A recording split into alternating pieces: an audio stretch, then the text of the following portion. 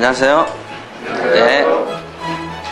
저번 시간에는 우리가 물건과 채권에 대한 원리, 물건과 채권에 대한 비교, 그 다음에 물건에 대한 종류, 그죠? 그 다음에 물건 종류 중요합니다. 물건에 대해서 채권에 비교해서 알아둬야 되는 이유가 있었습니다. 이유는 뭐냐면 어느 게 효력이 우선되냐 이거였습니다.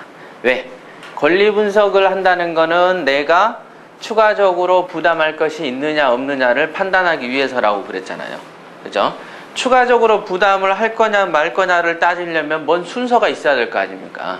그래서 어떤 기준을 상대로 해서 순서대로 나누다 보니까 어떤 거는 내가 부담해야 된다.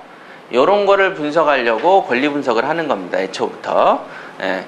그래서 그 순서에 대한 이해, 그냥 물건은요 그냥 채권보다 당연히 빠르니까 근저당이요 일반 가압류보다 빠르니까 아시겠죠? 이래버리는 교육은 바보 교육이 됩니다.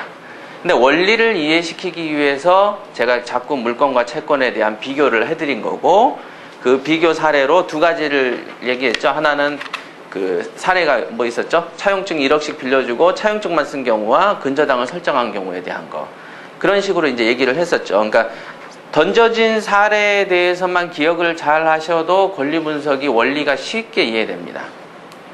그죠? 그래서 물건이 채권보다 센 이유에 대해서 낱낱이 설명해 드렸고, 그 중에서 이제 비교되는 게 물건은 채권보다 무조건 빠르고 채권과 채권 길이는 채권자 평등의 원칙에 의해서 똑같이 나눈다더라. 먼저 성립하고 금액을 얼마나 빌려줬느냐는 무관하다더라. 근데 문제가 뭐였습니까?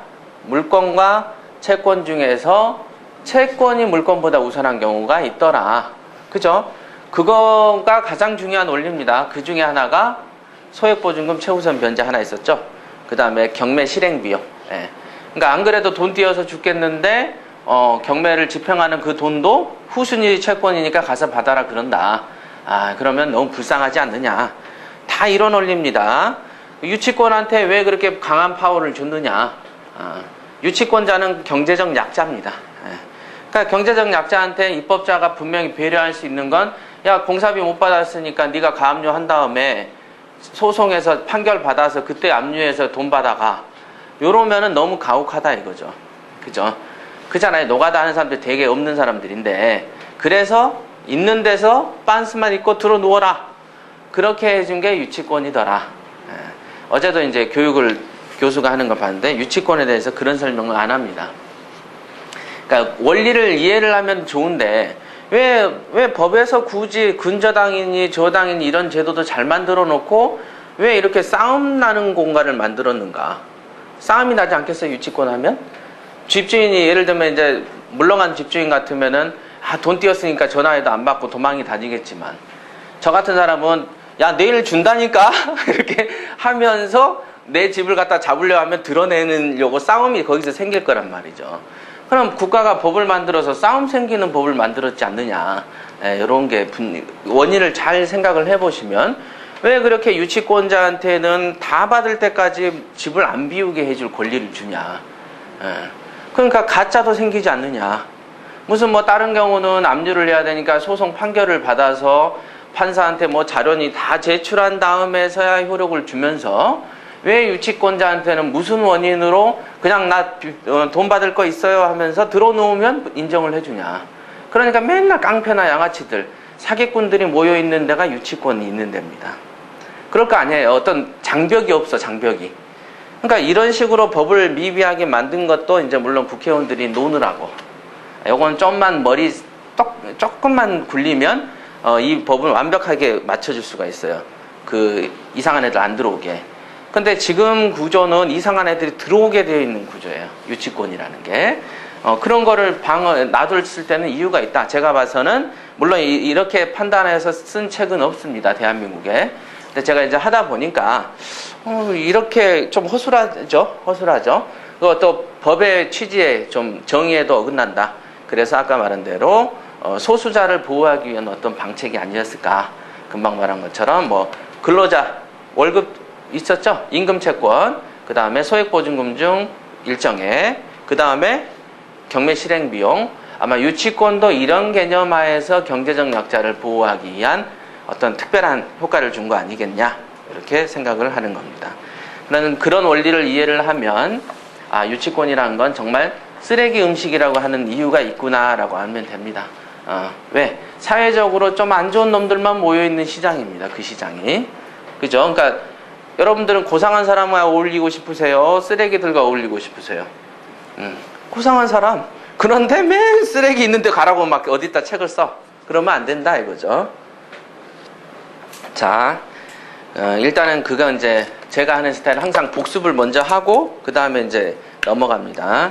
오늘 하실 거는 말소 기준권리 44페이지 배우고 바로 소멸주의 인수주의를 끝내버릴 겁니다. 이거는 특별히 그냥 단순 암기 형태니까.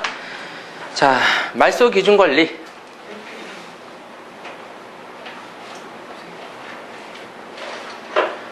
말소 기준권리라는 거는 법률 용어에 없는 용어입니다. 늘 말씀드리지만 어떤 사람들은 책에다가 내가 대한민국 최초로 말소 기준권리라는 용어를 썼다 이렇게 얘기를 하는 사람도 있었습니다. 옛날에 보니까. 그럼 누가 쓰든 간에 하여간 상관이 없는 건데 하여간 이건 법률 용어에는 없는 겁니다. 그냥 어떠한 원인에 의해서 이렇게 말소 기준권리라는 어떤 기준이 있고 기준을 근거로 해서 뒤에 있는 거를 소멸시키고 앞에 있는 거를 인수시킨다. 요런 차원에서 보니까 야 이거 기준 되네. 요걸 기준으로 이렇게 되네. 말소 기준이라고 하자. 이렇게 된 겁니다. 그거는 이제 원래 이런 용어가 없었는데 어떻게 쓰여지게 됐느냐? 원래 보면은 자 보시죠. 민사집행법을 보면 됩니다. 253쪽 한번 봐보시죠. 253쪽. 253쪽 말소 기준 권리에 대해서 써놨습니다. 읽어볼게요. 압류 채권자의 채권에 우선하는 채권에 관한 부동산의 부담을 막 정신없죠. 채권이 몇 개 나오니까 간단합니다. 압류 채권자의 채권이라는 거는 경매를 친 사람을 말하는 겁니다. 우리가 압류하고 기본적인 뭐 카드 값 때문에 잡힌 압류하고 경매 개시 결정 등기 압류는 다른 표현입니다. 그래서 민사집행법에서는 압류 이런 말을 하면 경매를 신청한 거를 얘기하는 겁니다. 그러니까 1순위 근저당권자가 경매를 쳤어요. 그럼 경매를 신청한 그 표현을 압류했다 이렇게 표현하는 겁니다. 아시겠죠? 그러니까 일반적인 채권 때문에 압류한 그런 거랑 무관한 표현입니다. 그래서 압류 채권자의 채권, 그러니까 국민은행이 그 경매를 쳤다면 국민은행 채권이죠. 예. 요거에 우선하는 채권에 관한 부담을 요거는 이제 그거네요. 잉여주의에 관한 표현입니다. 그냥 알아두시죠. 그러니까 압류 채권자, 경매를 친 사람의 우선하는 채권에 관한, 그거보다 순위가 빠른 사람들이 있을 수 있죠. 그 사람의 채권을 매수인, 낙찰자죠. 낙찰자에게 인수하게 하거나 네가 인수해라 이렇게, 또는 매각대금, 낙찰대금으로 그 부담을, 그러니까 그 부담이란 부담은 누구 부담이죠? 선순위 채권자들. 선순위 채권자들의 부담을 변제하는데 부족하지 아니하다는 것이 인정된 경우가 아니면 매각하지 못한다. 정신없죠? 뭔 표현이 이랬잖아. 이러니까 법률 용어가 안 된다는 거야. 이게 간단한 겁니다. 간단하죠. 자, 1순위가 예를 들면은 국민은행, 2순위 신한은행, 3순위가 뭐 예를 들면 무슨 저축은행 이렇게 했다고 칠게요. 근데 저축은행이 경매를 치면 저축은행이 압류한 게 되는 거죠. 압류는 뭐죠? 경매 개시 결정 등기가 압류입니다. 그래서 저축은행이 경매를 쳤어요. 그런데 국민은행이 1억, 신한은행이 1억, 저축은행이 5천이란 말이죠. 근데 낙찰가가 최저가죠. 최저가나 하여간 낙찰가가 있겠죠. 이렇게 있으면 최저가가 예를 들면은 뭐라고 해야 되나, 최저가가 1억이라고 한번 해볼게요. 낙찰을 하든가 낙찰가라고 봐도. 자, 그러면 1억이면 선순위 얘가 가져가고 끝내버리죠. 0이죠. 얘 먹을 거 없죠? 저축은행은 먹을 거가 없어요. 그러니까 이 표현입니다. 압류 채권자의 채권, 압류 채권자는 저축은행이죠. 요거에 우선하는 국민은행과 신한은행이 있단 말이에요. 지금 표현 그대로.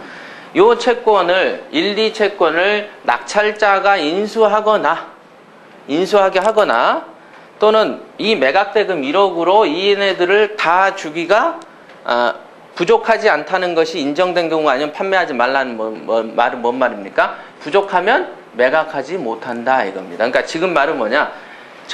간단하게 얘기하면 잉여주의란 표현이죠. 잉여주의. 그 말은 거꾸로 표현하면 뭐냐면 경매 친놈이 먹을 거가 한 푼도 못 받아가면은 매각하지 마라 이 말입니다. 왜? 경매 친 저축은행이 1억에 팔리면 얘네 주고 자기는 0이죠 0. 그러면 경매를 칠 원인 이익이 있습니까 없습니까? 얘 입장에서는 괜히 돈 버리고 시간 버리고 받을 거는 하나도 없으면서 헛짓한다 이거죠 헛짓.